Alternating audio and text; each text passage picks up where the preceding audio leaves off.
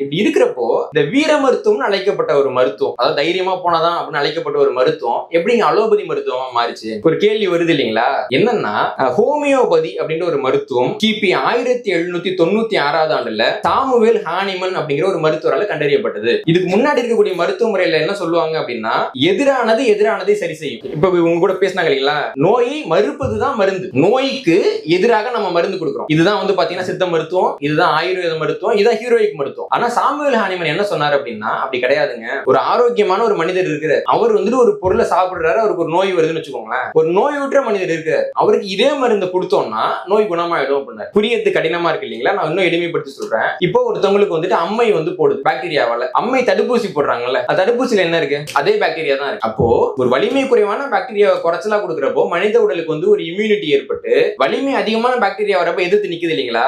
இப்படியாக ஒரு விஷம் வாய்ந்த பொருளாக இருந்தாலும் அளவு குறைவா கொடுக்கிறப்போ மனிதர்களுக்கு வந்துட்டு ஒரு இம்யூனிட்டி வரும், அதை வச்சு அவங்க நோயை எதிர்க்கலாங்கிற அடிப்படையில் உருவாக்கப்பட்ட ஒரு முறை தான் ஹோமியோபதி அப்படின்ற ஒரு முறை. பேத்தோஸ் அப்படின்னா வந்துட்டு துன்பம் அல்லது நோய் அப்படின்னு அர்த்தம். பேத்தாசாங்னு சொல்றாங்கல்ல, பேத்தாஸ் அப்படிங்கிறது. ஹோமியோ அப்படின்னு பாத்தீங்கன்னா ஒண்ணுக்கு ஒண்ணு இணையானது அல்லது நேரானது அப்படின்னு அர்த்தம். ஹோமோங்கிற வார்த்தை, ஹோமியோன்ற வார்த்தை எல்லாமே ஒரே மூலத்துல என்ன வந்து. அப்போ ஹோமியோபதி அப்படின்னா ஒன்றுக்கு நேரான மருந்து கொடுத்து அதை குணப்படுத்துறது ஹோமியோபதி. இப்ப இந்த ஹோமியோபதியை உருவாக்குற காலம் வரைக்கும் அலோபதினு ஒரு மருத்துவமே கிடையாது. ஒரு ஹோமியோபதியை உருவாக்கி அதை வந்து பெரிய அளவுல கொண்டு வரப்ப என்ன சிக்கல் வருதுன்னா, உங்க மருத்துவத்துக்கு பேர் வந்து ஹோமியோபதின்றீங்களா, அப்ப மத்த மருத்துவத்துக்கெல்லாம் என்ன பேருன்னு இவர்கிட்ட கேக்குறாங்க. அப்ப வந்து மத்த மருத்துவத்தை வந்து வளர்க்கணும், ஆதரிக்கணும்ன்ற எந்த எண்ணமும் ஒரு கிடையாது. இருந்தாலும் தன்னுடைய மருத்துவத்தில் இருந்து மற்ற மருத்துவத்தை வந்து வேறுபடுத்தி காமிக்கிறதுக்காக அவர் என்ன சொல்றாருன்னா, அதுக்கு பேர் வந்து அலோபதி அப்படின்னு இவர் தான் பேர் வைக்கிறார். 1810 ஆண்டுல தான் வந்துட்டு, தம்பி இந்த குழந்தைக்கு அலோபதினு பேர் வைக்கிறேன் அப்படின்னு ஹானிமன் வந்து சொல்றாரு. அதுக்கு முன்னாடி அலோபதினு ஒரு மருத்துவ முறையே கிடையாது. அலோபதினா வேற ஒண்ணும் கிடையாது.